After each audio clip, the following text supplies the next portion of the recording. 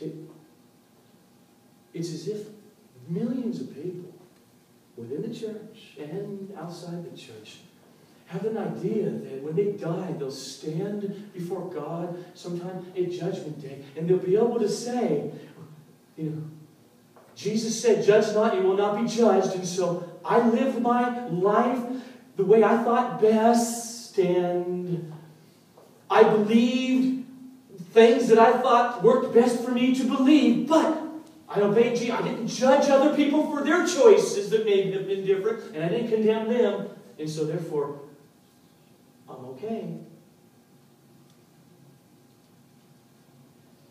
That thinking, that interpretation, that conclusion from Jesus' words, "Judge not, lest you be judged," has nothing to do with the point, or the purpose, or the meaning of his words.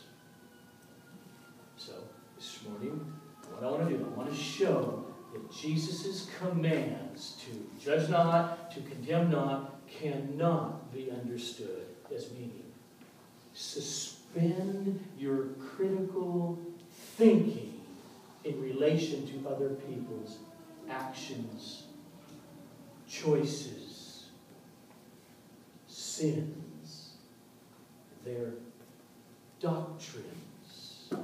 No, just pretend that there is no good, evil, true, false. You cannot interpret Jesus' words to mean that. He is not saying suspend that faculty God gave you to discern between good, evil, right, wrong, moral, immoral. My argument, or my proof for that contention now, is twofold. First is the immediate context of Jesus' words. And then the second is the rest of the New Testament. So first, in the immediate context, remember, Jesus, they're on this large plateau and plain. This is the Sermon on the Plain that he began with the Beatitudes, "Blessed are you." In that context come these words now, to judge not lest you be judged. All around, in the one sermon, Jesus knows what he's doing. Constantly in the other sayings of Jesus, in this sermon, is the assumption that we will and we should use our moral compass, our reasoning faculties, in order to make moral judgments about right and wrong, and about ourselves, and about other people. So, for instance, he starts off the sermon, how? "Blessed are you who," and it's going to go really well for you, "but woe to you who." That's a judgment. And you may say, okay, that's Jesus making a judgment. Okay, he can do it. But the reason he's making that judgment publicly in a sermon is so that we would hear it, agree with his judgment, thus making the same judgment, to know that there are two ways: the way of blessing, go that way, or the way of curse and woe. You don't want to go that way. He wants us to hear what he's saying, say, yes, very bad, very good, choose the good.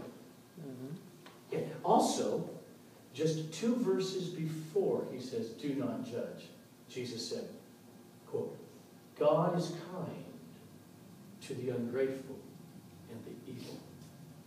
Good. There's a judgment.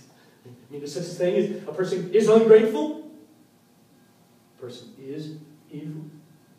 Now, he says that in the context, as we saw last week. He says it in order that we would make those judgments. In order that we would understand that person is evil, has done me an evil, is my enemy. So now in that context of judging that he tells us to do, show mercy. Love your enemy.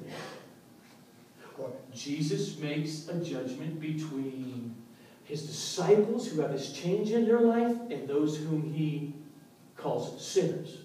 Meaning those who are not his disciples. In verse 33 where he says, even sinners do the same. There's Jesus making a judgment again. And he expects us to understand the distinction, the judgment that he is making. He expects us to evaluate and to recognize faults and sins in other people and in ourselves. Look at verse 42. In the middle of it, he says, you hypocrite. There's a judgment. What? You hypocrite, first take the log out of your own eye, and then you will see clearly to take the speck that is in your brother's eye. Now, got to get it. Log and speck refer to sins or offenses that we human beings do. And he's saying there's a time to judge whether there's a speck in your brother's eye. That can take the big, huge problem out of your own. But you can't do that unless you make a judgment about the other. Now, real quickly, if we just flipped over to Matthew 7, where I'm going to go for a moment, because this is the parallel passage where Jesus, in the Sermon on the Mount in Matthew chapter 7, verse 1, says, exact same thing, judge not, lest you be judged. Now, in Matthew's account, right after Jesus says, judge not, lest you be judged, he says, quote, do not give to dogs what is holy, and do not throw your pearls before pigs, lest they trample them underfoot and turn and attack you. And then a few verses later, in verse 15, he says, beware of false prophets who come to you in sheep's clothing, but inwardly are ravenous wolves. Think about it. It is impossible to obey Jesus' words there without making judgments. And that person is a dog. This one's a pig. This teacher, I'm making it. Yep, you got it. I've been thinking about it. I'm making a judgment. I'm using my discerning powers to come up with this. That's a false prophet. I can see, kind of acts like a shepherd, dresses like a shepherd, sheep.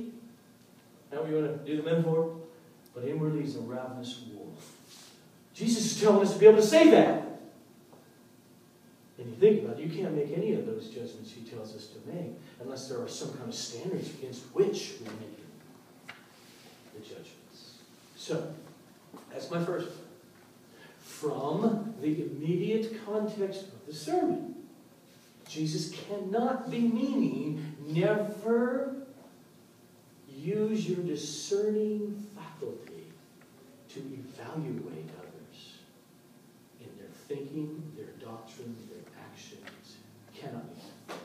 Now, I could just close this one, but I just want to, I'm going to pound the point this morning. That's why we're only dealing with this one issue from this text.